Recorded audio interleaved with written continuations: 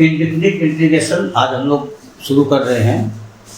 Indefinite integration एक part है calculus का। कैलकुलस में दो तरह का हम लोग प्रोसीजर पढ़ते हैं, एक डिफरेंशिएशन, एक इंटीग्रेशन। इंटीग्रेशन रिवर्स प्रोसेस होता है डिफरेंशिएशन का, और इंटीग्रेशन भी दो तरह का होता है, एक डेफिनिट इंटीग्रेशन, एक इंडेफिनिट इंटीग्रेशन। अभी हम लोग इंडेफिनिट इंटीग्रेशन स्टार्ट कर रहे हैं। कुछ टिप्स हम लोग डिस्कस करेंगे। कैलकुलस एक्चुअली में मैथमेटिक्स की वह ब्रांच है जो मेनली वेरिएबल्स के प्रॉपर्टीज को डिस्कस करती है, लेकिन अगर वेरिएबल्स के साथ कहीं कांस्टेंट आ जाता है तो वो कैसे डील होता है इसका भी थोड़ा थोड़ा करके हम लोग इसमें देखेंगे। जैसे अगर मान लीजिए कि कोई कांस्टेंट है, कोई के कांस्टेंट आ गया, इसके साथ एक फंक्शन आ गया और dx लगा दिए हम, और इसका इंटीग्रेशन लेना है, तो ये कांस्टेंट के बाहर आ जाएगा और उस फंक्शन का इंटीग्रेशन होगा। इसको हम लोग इसको पहला पॉइंट दे दीजिए। इसको हम लोग ये भी समझ सकते हैं कि अगर k है और ये फंक्शन है f(x) dx, तो k कांस्टेंट है, कांस्टेंट इंटीग्रेशन के बाहर आ जाएगा और अंदर हो जाएगा ये f(x) dx। ये पहला पॉइंट। दूसरा है कि अगर इंटीग्रेशन साइन के अंदर कई एक फंक्शंस हैं, एक से ज़्यादा फंक्शंस हैं, मान लीजिए कि दो फंक्शंस हैं, एक है f(x) और दूसरा है gx। ये f(x) x का फंक्शन है, gx भी x का ही फंक्शन है। इसको बंद कर दिए और ये ds कर दिए, और इंटीग्रेशन हमें लेना है इसके सम का, तो ये हो जाएगा f(x) dx plus gx dx। यानी सिंपली अगर दो फंक्शन का सम है तो हम लोग उसको सेपरेट कर सकते हैं। अगर ये माइनस आएगा तो हम यहाँ माइनस का साइन लगा देंगे। और हम लोग ये जानते हैं कि जब हम लोग इंटीग्रेशन निकालते हैं तो एक कांस्टेंट देते हैं। ये हम लोग इसके पहले वाले वीडियो में डिस्कस कर चुके हैं। अब इसमें तो दो फंक्शन आ गए, लेकिन इसमें कांस्टेंट एक ही देंगे तो काम चल जाएगा। ऐसा क्यों होगा? इसका कांस्टेंट अलग, इसका कांस्टेंट अलग, मिल करके एक ही कांस्टेंट जाएगा। लेकिन कैसे? तो उसके लिए मैं लिख रहा हूँ one constant of integration, one constant of integration is sufficient. ये वही काम करेगा जो दोनों का अलग अलग करता। जैसे देख लीजिए, लेट इंटीग्रल ऑफ f(x) हम लोग मान लेते हैं स्मॉल f(x) है, integral of gx, integral of capital Gx, ये मान लिया स्मॉल gx है, और हमारे पास आ गया f(x) प्लस gx dx। तो पहले तो हम इसको सेपरेट कर देंगे, तो ये हो जाएगा f(x) dx plus gx dx। ये इसको सेपरेट कर देंगे प्रॉपर्टी नंबर 2 से। और f(x) का इंटीग्रल है स्मॉल f(x), तो जब हम f(x) का इंटीग्रल बोलते हैं स्मॉल f(x), लेकिन अगर साइन के साथ हम लोग लिखते हैं और तब हटा करके इसकी वैल्यू पुट करते हैं इंटीग्रल की, f(x) का इंटीग्रल हो गया स्मॉल f(x), तो हमें एक कांस्टेंट देना पड़ेगा c1, और फिर gx का इंटीग्रल हो गया स्मॉल gx, एक कांस्टेंट देना पड़ेगा c2, और ये हो जाएगा f(x) प्लस gx, और c1 और c2 ये दोनों अलग अलग कांस्टेंट है, दोनों को सम ले लेंगे तो एक ही कांस्टेंट होगा, तो हम c लिख सकते हैं। और यहाँ लिख देंगे वेयर c हमने किसके बदले में लिखा, c1 प्लस c2 के बदले में लिखा है। तो therefore f(x) plus gx integration dx, इस पहले का इंटीग्रल स्मॉल f(x), दूसरे का इंटीग्रल स्मॉल dx, और फिर इसका c1 प्लस c2 के लिए एक ही कांस्टेंट यूज किया जाएगा c। यानी कि अगर कई एक फंक्शंस भी हैं और हम उसका इंटीग्रेशन एक साथ ले रहे हैं, तो सब फंक्शन का अलग अलग कांस्टेंट देने की जरूरत नहीं है, एक ही कांस्टेंट देंगे। और इस C में ये C1 C2 यानी दोनों कांस्टेंट आ गए। अगर 3 टर्म रहेंगे तो तीनों कांस्टेंट आ जाएगा। अब चौथा पॉइंट हम लोग डिस्कस करेंगे। चौथा पॉइंट ये हम लोग प्रूव कर चुके हैं, xn dx, इसकी जो वैल्यू होगी xn dx और इंटीग्रेशन, इसकी वैल्यू हो जाएगी x n+1 बाय n+1 और एक कांस्टेंट। इसमें ये याद रखिए कि ये कांस्टेंट जब हम लगाएंगे, प्रोवाइडेड डिनोमिनेटर जो है ये n+1 ये नहीं होना चाहिए 0, दैट इज n नहीं होना चाहिए -1। लेकिन सवाल है कि अगर n -1 हो जाएगा तब क्या होगा? तो इसको कर दीजिए आप स्मॉल a पार्ट, इसके b पार्ट में आ जाइए। व्हेन n = -1, अगर n = -1 आएगा तो ये फॉर्मूला नहीं लगेगा। ये तब लगेगा जब n -1 नहीं हो, लेकिन अगर n -1 आ जाएगा तो फिर देखिए क्या हो जाएगा, xn dx, ये xn की वैल्यू -1, तो ये हो जाएगा 1/x dx। और 1/x किसके डिफरेंशिएशन से आता है? लॉग के डिफरेंशिएशन से। तो ये जाएगा लॉग mod x लिखते हैं क्योंकि लॉग जब भी होता है पॉजिटिव नंबर का होता है। तो याद रखिए कि अगर 1/x रहेगा तो ये ऊपर वाला फॉर्मूला नहीं लगेगा, क्योंकि अगर x ऊपर ले आएंगे तो n -1 हो जाएगा, -1 में ये ever formula will not work. और c देखिए, अगर 0 हो तब लगेगा, then x 0 dx when n = 0, तो फिर देखिए xn dx ये n+1/n+1 है, इसमें रिप्लेस कर दीजिए या पुट कर सकते हैं आप, पुटिंग n = 0 भी है x 0 dx = s⁻0 + 1/0 + 1, एक कांस्टेंट है जैसी। और x⁻0 कितना हो जाएगा? 1 × dx, यानी सिर्फ dx हो जाएगा।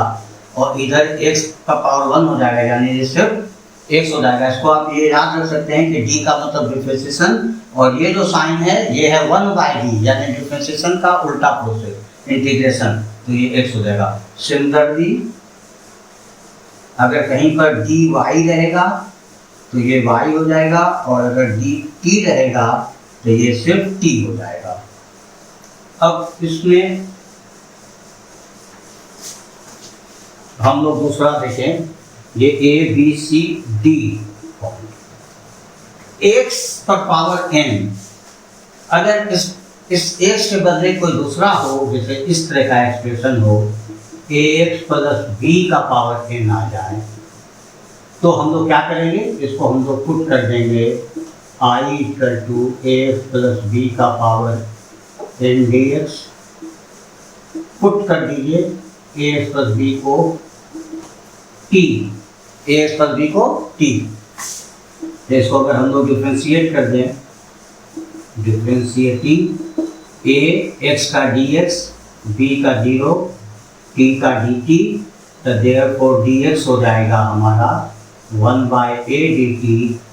और इसको अगर I को 1 माने हैं तो फ्रॉम 1 I = ax + b का पावर n, तो ax + b को t मान दिए हैं, तो t का पावर n, और dx है 1/a dt। अब ये 1/a कांस्टेंट आ गया, और इसका फॉर्मूला हो गया Tn dt, तो ये हो जाएगा 1/a t का पावर n+1/n+1 प्लस c, और इधर ये तो I चल ही रहा है, तो हम लोग लिखेंगे और I = 1/a t का पावर n+1, तो t किसको सपोर्ट किए थे? ax + b को, तो ये कर देंगे हम लोग ax + b का पावर n+1, और नीचे कितना है? n+1 प्लस c, यानी अब आई की वैल्यू पुट कर दीजिए जो हम लोग रखे थे, ax प्लस बी का पावर n रहेगा। तो पहले a नीचे आ जाएगा, x का coefficient 1/a into ax plus b का पावर n+1/n+1 प्लस c, ये फॉर्मूला लग जाएगा। और अगर ये लीनियर छोटे क्वाड्रेटिक रहेगा तो ये फॉर्मूला नहीं लगेगा। यहाँ पर a के साथ x होना चाहिए, x² नहीं, x³ नहीं, और a के साथ x होगा तो फिर हम लोग इसको a से डिवाइड कर देंगे। इसको आप यूँ याद रख सकते हैं, लीनियर, ये a पर भी लीनियर है, इसका पावर n होगा, ये dx होगा, तो ये हो जाएगा 1/a, तो 1/ कोफिशिएंट ऑफ x लिख के इंटू कर देंगे ax प्लस b, इंटू वही कर देंगे जो लीनियर है, ये लीनियर का पावर n+1, नीचे भी आ जाएगा n+1 और एक c। इसका एक एग्जाम्पल से क्लियर मैं करने की कोशिश कर रहा हूँ। जैसे 3x प्लस 4 dx, इसका इंटीग्रेशन आपको 3x प्लस 4 पावर n, इसका इंटीग्रेशन निकालना है। तो ये देखिए लीनियर है, ax प्लस b के फॉर्म में है, तो x के कोफिशिएंट से यानी 3 से आप डिवाइड कर दीजिए, तो ये हो गया 1/3, और फिर ये हो जाएगा 3x प्लस 4, और ये जैसे होता ही है n+1, नीचे भी हो जाएगा n+1 प्लस c। अब क्वेश्चन नंबर 1 to 5, इसमें हमें एंटी डेरिवेटिव निकालना है, यानी वह फंक्शन निकालना है जिसको डिफरेंशिएट करके ये आया होगा। एंटी डेरिवेटिव को इंटीग्रल भी कहते हैं। इंटीग्रेशन क्योंकि रिवर्स प्रोसेस होता है डिफरेंशिएशन का, इसलिए इंटीग्रल को डिफरेंशिएशन का रिवर्स करने के लिए एंटी वर्ड लगा दिया गया, anti derivative. Derivative is related with differentiation. sin 2x, sin 2x कहाँ से आया होगा? cos 2x से, cos 2x को डिफरेंशिएट करके, लेकिन cos का डिफरेंशिएशन माइनस होता है, तो sin 2x का हो जाएगा ये minus cos 2x into x का कोफिशिएंट से डिवाइड करना है, तो ये हो जाएगा इंटू 1/2। cos 3x कहाँ से आया होगा? sin 3x से, फिर x के कोफिशिएंट से डिवाइड करना है, यहाँ x का कोफिशिएंट 3 है, e2x का e2x ही होगा, और इसमें s का कोफिशिएंट 2 है, तो 2 से डिवाइड कर देना है। ax प्लस b ये लीनियर वाला है, अभी जस्ट हम लोग डिस्कस किए हैं। चलिए, इसमें s का कोफिशिएंट है 1/a, तो हम लोग लिख सकते हैं इसको ax प्लस b 2 + 1/2 + 1 इंटू इसको a से डिवाइड कर दीजिए, तो ये हो जाएगा हमारा ax प्लस b पर पावर 3, और नीचे हो जाएगा 3 है। sin 2x माइनस 4 3x, ये वही है, अलग अलग सेपरेट करने का, तो sin 2x का हो जाएगा cos 2x माइनस के साथ, और s का कोफिशिएंट 2 से डिवाइड, 4 कांस्टेंट है, जैसे का कैसे रहेगा, और e पर पावर 3x का हो जाएगा e3x, s का कोफिशिएंट 3 है, तो 3 से डिवाइड।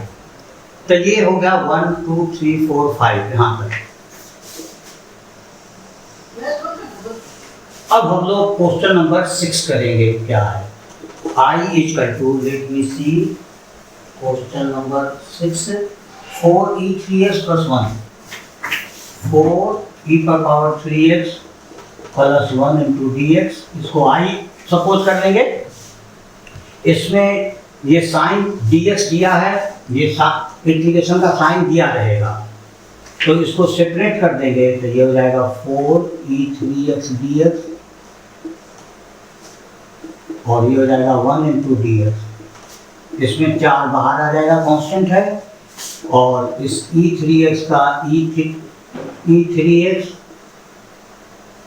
dx रहने दीजिए, इसमें 1 को बाहर करेंगे, लिखना है 1 को, तो ये हो जाएगा dx, ये 4e3x का e3x s का कोफिशिएंट से डिवाइड कर देंगे, तो 3, और प्लस dx का भी हम लोगों ने डिस्कस किया था। ये जो साइन है ये एंटी डेरिवेटिव था ये डी डेरिवेटिव है, ये एंटी डेरिवेटिव कैंसिल होकर एक्स हो जाता है। इसको जस्ट हम लोग उसके पहले प्रूव भी किए गए प्लस सी। और अब क्वेश्चन नंबर 7 हम लोग देखेंगे क्या है। I equal to question number 7 X square 1 minus X square 1 minus 1 by X square D X. पहले ब्रेक कर दीजिए एक्स स्क्वायर को 1 से तो एक्स स्क्वायर डी, फिर एक्स स्क्वायर को 1 बाय एक्स स्क्वायर से तो ये हो जाएगा 1 डी एक्स। अब इसका हो गया 2 प्लस 1 बाय 2 प्लस 1। इसमें x के साथ कुछ नहीं, सिर्फ x है तो किसी से डिवाइड करने की जरूरत नहीं। और ये dx का हो जाएगा x प्लस सी, यानी ये हो जाएगा x³ by 3 minus x plus C. Question number 8 ये dx इस 3 टर्म के साथ है तो पहले हम लोग इसको सेपरेट कर लेंगे। तो ये हो जाएगा ax² dx plus bx dx, और इंटीग्रेशन का साइन तीनों के साथ लग जाएगा। और ये c dx, इसमें जो कांस्टेंट है वो बाहर कर लेंगे। कांस्टेंट है a तो बचेगा x² dx प्लस b ये है x dx प्लस c ये है dx।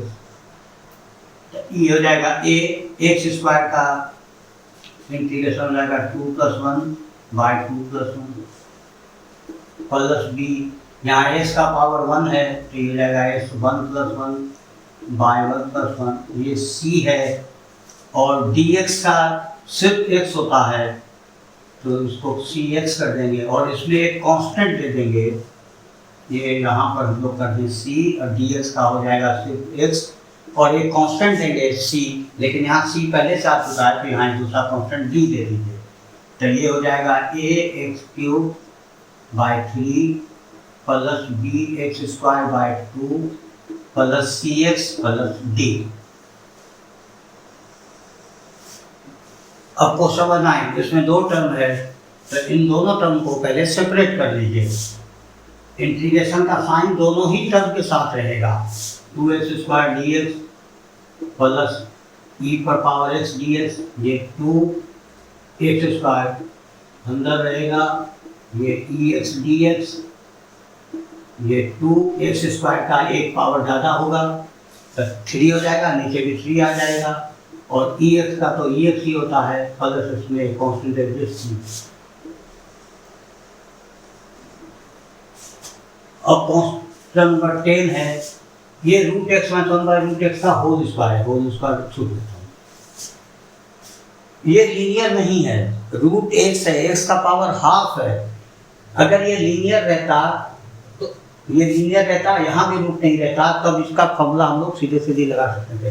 क्योंकि ये लीनियर नहीं है तो पहले इसको लीनियर हम लोग करेंगे। a - b का होल स्क्वायर तो हो जाएगा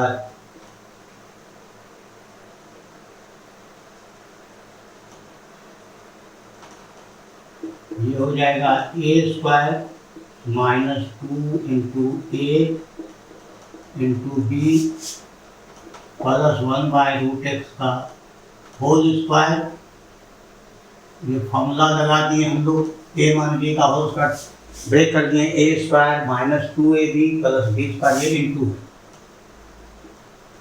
तो √x का स्क्वायर कितना हो जाएगा x हो जाएगा माइनस 2, ये √x कैंसिल हो जाएगा, ये √x है 1 बाय √x से कैंसिल हो जाएगा तो 2 बचेगा प्लस 1 बाय x dx।